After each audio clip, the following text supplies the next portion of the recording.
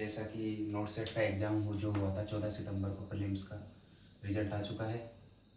अब then mains का exam है, एडमिट कार्ड आ चुके हैं। 27 तारीख को आप एग्ज़ाम देने जाएंगे। होप सो सबका एग्ज़ाम अच्छा होना चाहिए। अब बात आती है कि मेंस की स्ट्रेटजी क्या होनी चाहिए। कितने क्वेश्चन आते हैं जो फ्रेशर्स है? 160 क्वेश्चन आते हैं साहब। 40 40 40 40 40 40 4 8 12 16। ठीक है, यह आपके क्वेश्चन का पैटर्न रहेगा। अब बात करते हैं प्री का और मेंस का। प्री का जो पेपर हुआ था उसके अंदर दो पार्ट उन्होंने ऐसे डाल दिए थे मेंस के जैसे। कई बच्चों की शिकायत थी कि सर प्री का जो पेपर हुआ था बहुत लेंथी था। ऐसे क्वेश्चन ही मेंस के अंदर आएंगे, लेकिन उन्होंने एग्जाम देने के लिए, एग्जाम अच्छा करने के लिए प्री में ही मेंस के क्वेश्चन डाल दिए उन्होंने, इसलिए पेपर थोड़ा लेंथी हो गया, पेपर छूट गया। तो मेंस की प्रैक्टिस के लिए अभी से ही आप अपने दिमाग में सोच के चलें कि क्वेश्चन कैसे आने वाले हैं लेंथी। पहली बात। दूसरी बात क्या करते हैं, सिनेरियो बेस्ड क्वेश्चन करने का सबसे इजी और सबसे सटीक, सिनेरियो बेस्ड क्वेश्चन जो भी होते हैं उनका सबसे इजी और सबसे सटीक रास्ता क्या है, नीचे की लाइन पढ़ लो। ऊपर दो कचरा लिखता है। अभी एक क्वेश्चन आया था, मैंने देखा था पीपीडी वाला, वो कैसे लगाते हैं, इंटरडर्मल लगाते हैं क्या, है ना, वो टीवी की जो वैक्सीन थी उसको कैसे लगाते हैं। तो क्या पूछना था, एक लाइन में पूछ सकता था, लेकिन उसको घुमा फिरा के ऐसे घुमा के ऐसे ले गया, फिर ऐसे ले गया, फिर ऐसे ले गया, फिर आया था। जब भी सिनेरियो बेस्ड क्वेश्चन आ रहे हैं, टाइम मैनेजमेंट नहीं हो रहा है, तो आप उसके नीचे की लाइन को पढ़ने की मेडिकल मैनेजमेंट पूछा है कि नर्सिंग मैनेजमेंट पूछा है कि साइन एंड सिम्टम्स पूछे हैं, क्या पूछा है। सिलेक्शन लेने के तरीके आने चाहिए। सिलेक्शन लेना इंपॉर्टेंट नहीं है, सिलेक्शन तो होगा, पर रैंक कैसे अच्छी आएगी, वो रैंक आती है स्मार्ट तरीके से। स्मार्ट तरीके से पेपर कैसे होता है कि अपन एक क्वेश्चन को कैसे पीछे, एक क्वेश्चन को कैसे अपन कैच कर लें। एक क्वेश्चन से रैंक यूं जाती है, यूं बढ़ जाती है। कंपटीशन बहुत भारी चीज है, बच्चों का खेल नहीं है कंपटीशन, समझे ना। तो आपको ऐसे करना है, जैसे 40-40 का आता है, तो मैं तो हमेशा यही कहता हूँ कि 4-5 मिनट तो आप पूरे पेपर को देख के आ जाओ एक बार, है ना, कि यार कौन सा क्वेश्चन मेरे को आ रहा है, कौन सा क्वेश्चन मेरे को नहीं आ रहा। उससे क्या अपने माइंड में बैठ जाएगा कि हाँ ये मेरा क्वेश्चन आ रहा है, ये मेरे को नहीं आ रहा।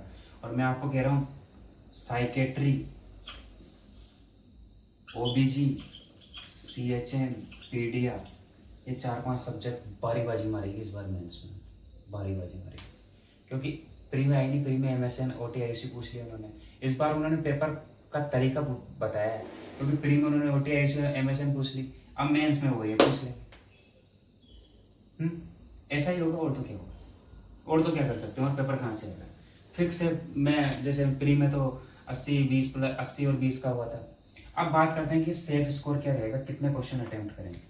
सबसे पहले बात करते हैं कि सर 160 का है, तो मेरे हिसाब से अगर इजी टू मॉडरेट पेपर आता है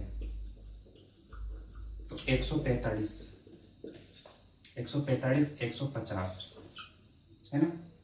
और ज्यादा ज्ञानी है जो, जिनको लगता है कि हाँ मेरे को सब कुछ आता है, फर्स्ट रैंक आने वाले को भी नहीं पता कि मेरे फर्स्ट रैंक आ जाएगी।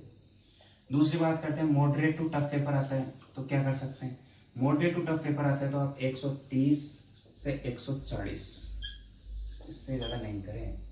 मेंस में मेन बात आपको एक ही चीज याद रखनी है, मेंस की एक ही बात याद रखनी है कि नेगेटिव मार्किंग जितनी कम हो सकती है उतना ही अपन को बचना है, क्योंकि नेगेटिव मार्किंग जो लेके डूबेगी। प्री में तो नेगेटिव मार्किंग कर दी, पर मेंस में अगर नेगेटिव मार्किंग हुई तो बाहर।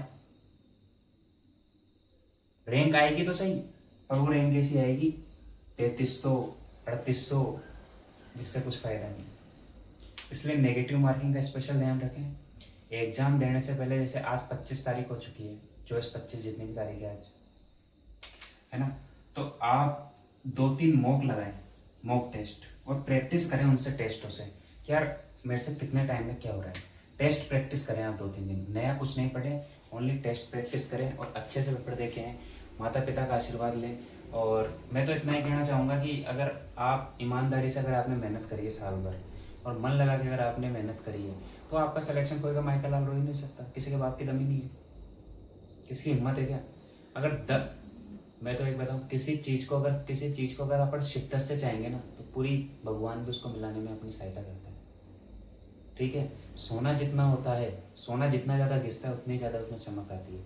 इसलिए आप भी जितना घिस रहे हैं, आप भी जितना पढ़ रहे हैं, आप ये मत सोचिए कि यार मेरे नेगेटिव मार्किंग हो रहे हैं टेस्ट में, मेरे ये हो रहा है, मेरे तो प्रीलिम्स क्लियर नहीं हुआ। तो कोई बात नहीं है, काफ़ी एग्जाम है। नर्सिंग एक ऐसा प्रोफेशन है उसके अंदर काफ़ी एग्जाम में आती है, समझ रहे हैं इस चीज़ को। इसलिए आराम से पढ़िए, मस्त तरीके से पढ़िए। और मैं इतना ही कहना चाहूँगा कि बिल्कुल स्ट्रेस नहीं लेना है। इसी बात के साथ धन्यवाद।